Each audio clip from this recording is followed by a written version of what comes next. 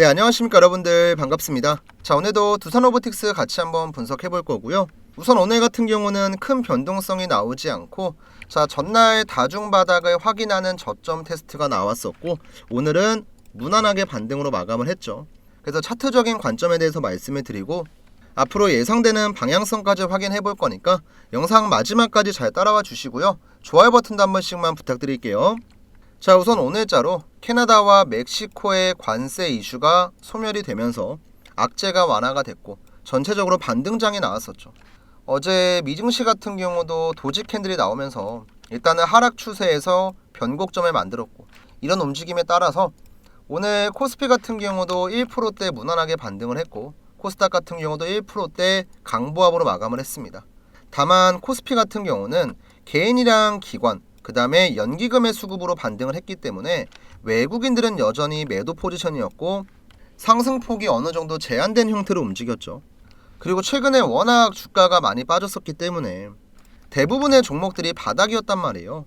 그래서 이 과정에서 오늘 트럼프의 연설이 있었고 관련주로 여러 가지 섹터가 반응을 했기 때문에 시장의 자금이 한정된 상태에서 이슈가 나왔던 일부 업종들에만 돈이 들어갔고, 그 종목들은 크게 올라갔지만 오늘 로봇같이 새로운 이슈가 나오지 않았던 업종 같은 경우는 전체적으로 그냥 지수의 움직임을 따라갔다.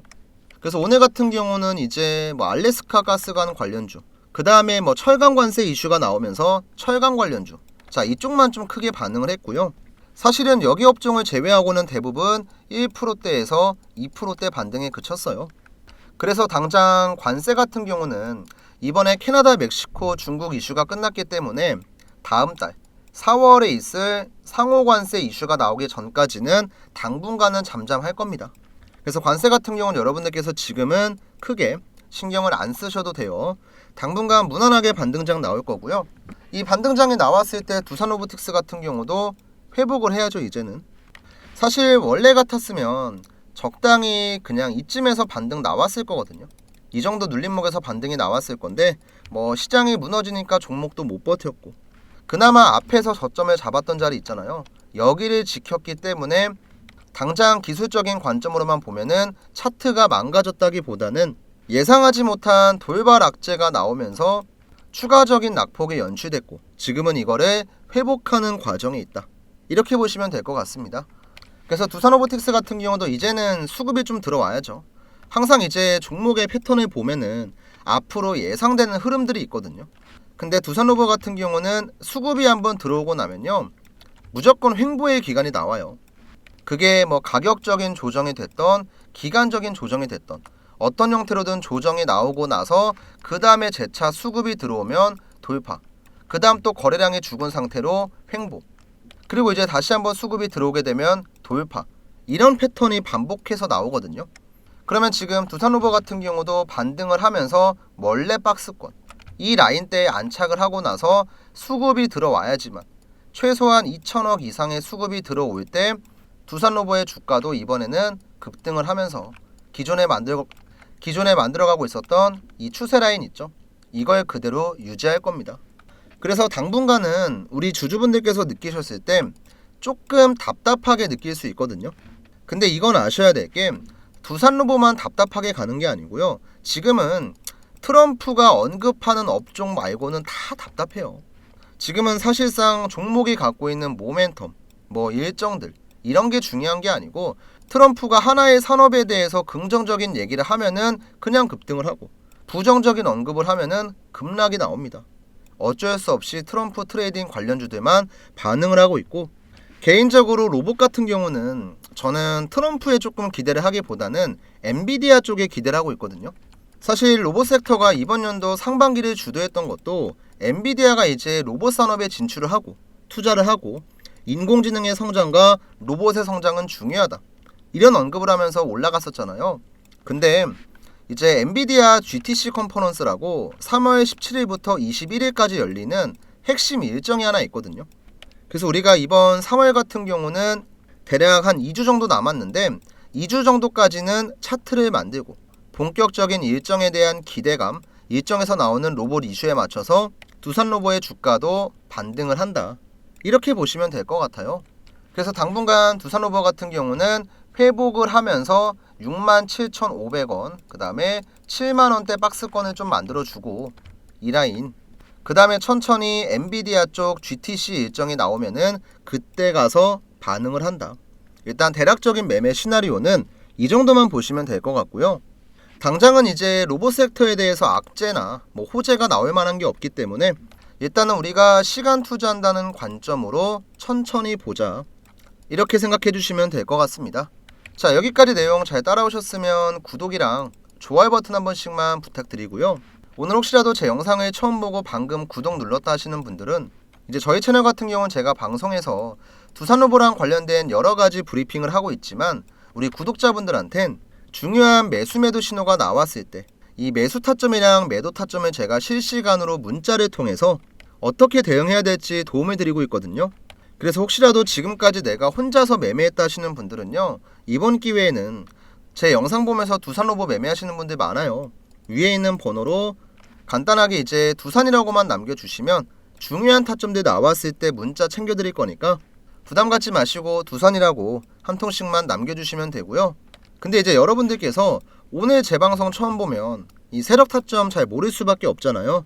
이거 간단하게만 설명드리고 오늘 내용 한번 정리해 보겠습니다. 제가 이제 타점을 어디에서 잡냐면 노란 색깔 화살표가 나오면 매수 타점, 파란 색깔 화살표가 나오면 매도 타점이라고 확인을 하고 이에 맞는 대응을 하거든요. 자, 이걸 갖고 우리가 하나오션 종목을 매매했을 때, 자, 노란 색깔 화살표가 나왔을 땐 뭘까요? 바로 매수 타점이에요.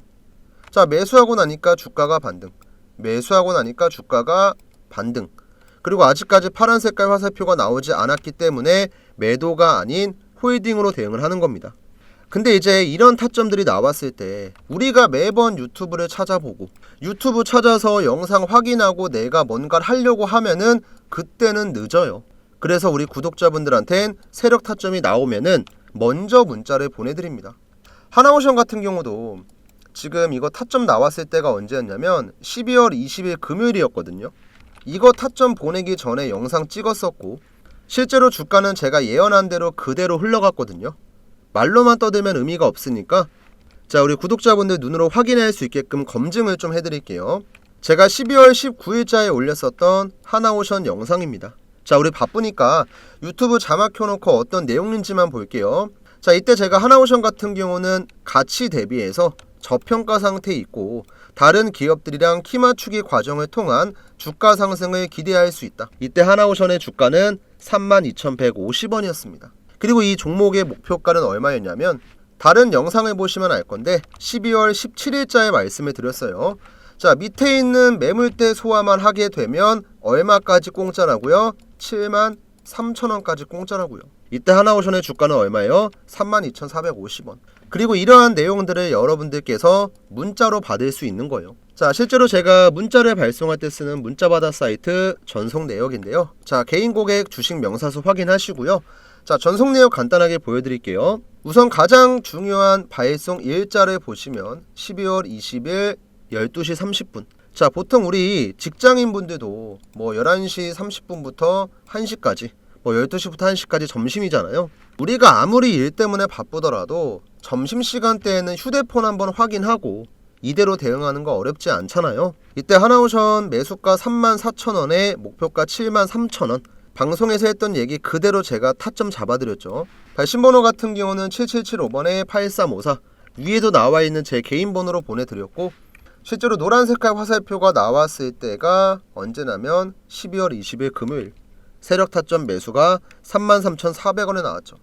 이렇게 여러분들께서 매수 타점이랑 매도 타점을 실시간으로 대응을 할 수가 있고 이런 내용을 문자로 드립니다.